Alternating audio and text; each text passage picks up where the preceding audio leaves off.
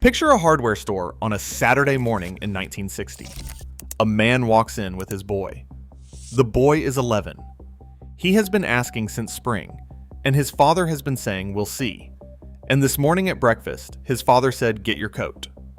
They walk past the nails and the paint and the coils of rope to the long glass counter at the back, and the clerk comes over wiping his hands, and the father lays a $20 bill flat on the glass.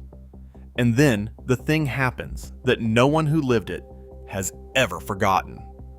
The clerk takes a small single-shot .22 off the rack, works the bolt once to show it's empty, and hands it not to the father, to the boy. The boy takes it in both hands, and he carries it himself, out past the paint and the nails, past the woman at the register, out the front door, and across the lot to the truck. And not one person in that store turns around to look. Nobody asked his name. Nobody made a phone call. There was no form, no waiting, no background check, and no question at all about the age of the boy holding the rifle. From their side of the counter, it was cash and carry, same as a bag of nails. This isn't a story about cheap guns. It's a story about the morning a boy became a man in his own eyes for about the price of a good pair of boots, and about the exact autumn that made that morning against the law. Start with the $20 bill, because the bill is the whole story. $20 in 1960 comes to about $215 today, if you measure it by prices. But that's the wrong way to feel it. Measure it against a paycheck instead.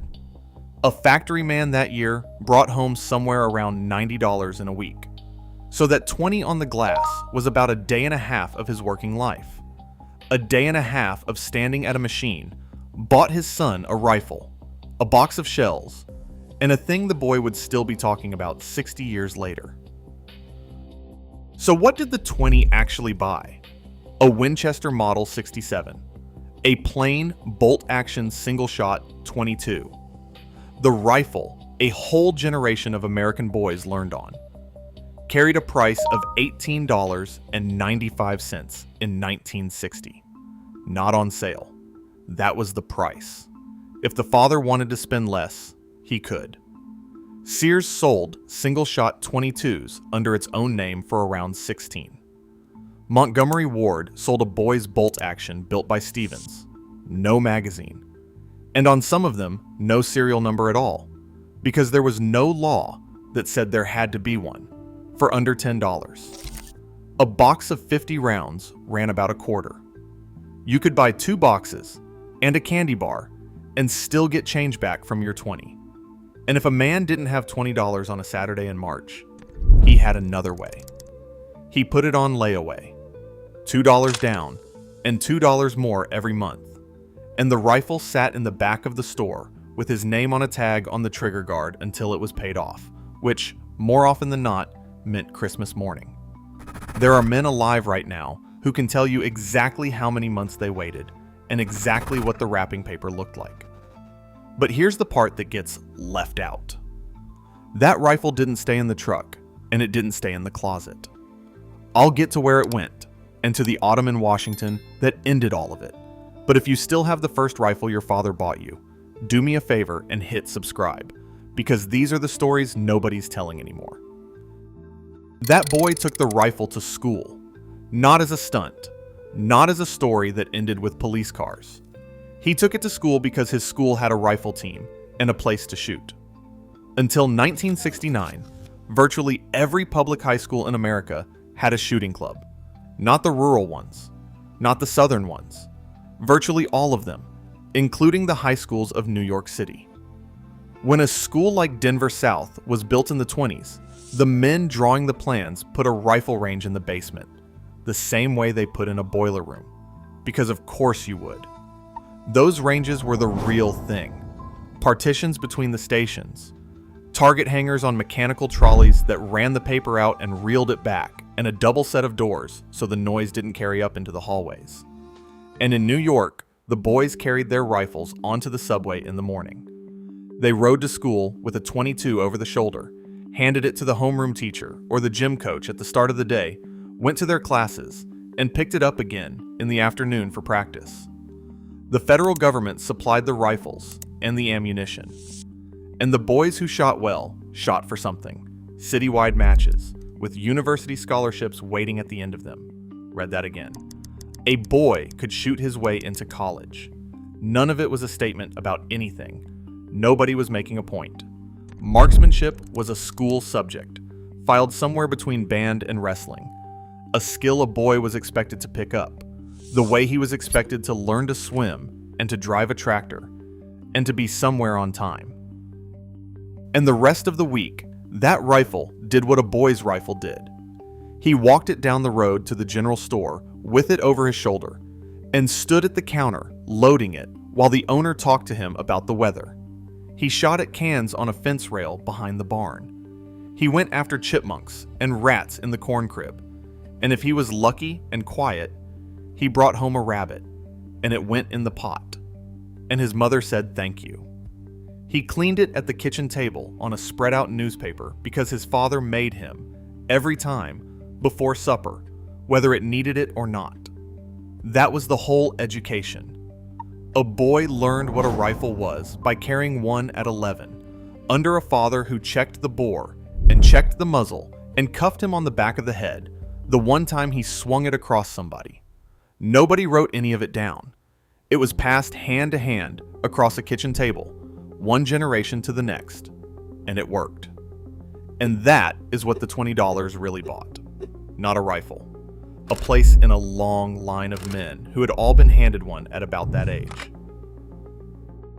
Here's where the story turns. Through the 60s, the country changed underneath all of it. President Kennedy in 1963. Martin Luther King in April of 1968.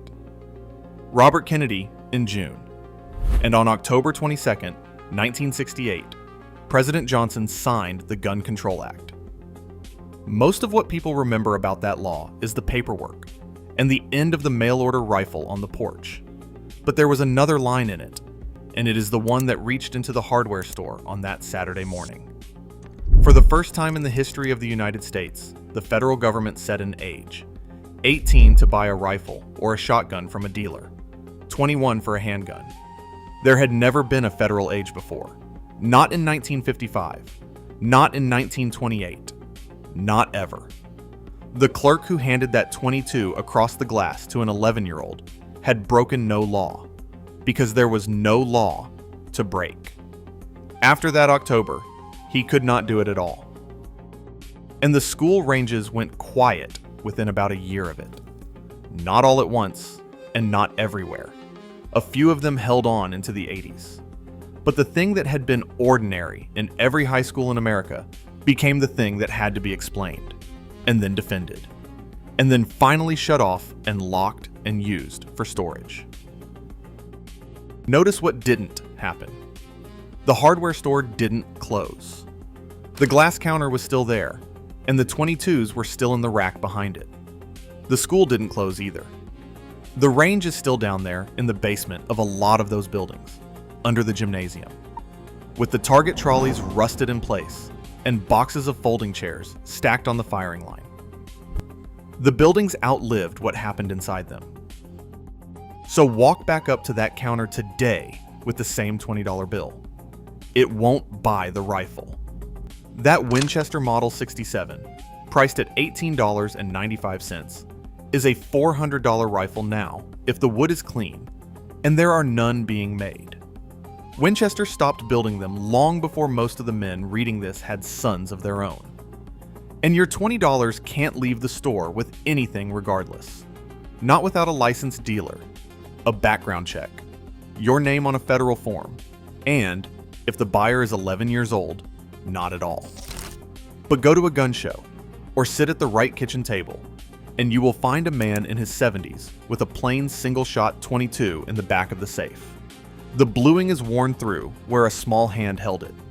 It is worth a couple of $100, and he will never sell it.